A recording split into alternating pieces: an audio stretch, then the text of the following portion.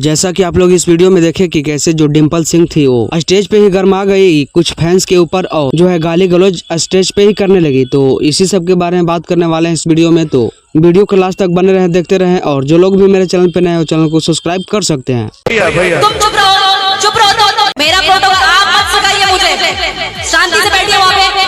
आप मुझे मत सिखाइए, आप मुझे मत सिखाइए, आप मुझे मत सिखाइए।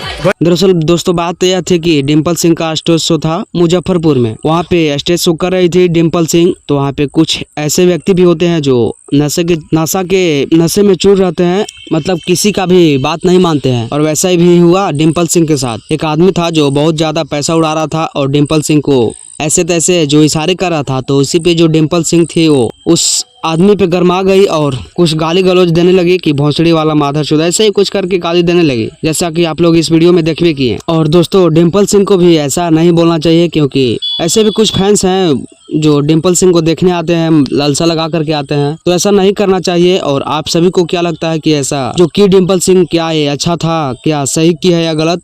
आप अपनी राय को कमेंट बॉक्स में लिखिए, बताइए। और इस चैनल पे नए हैं तो चैनल को सब्सक्राइब कर लीजिए। धन्यवाद।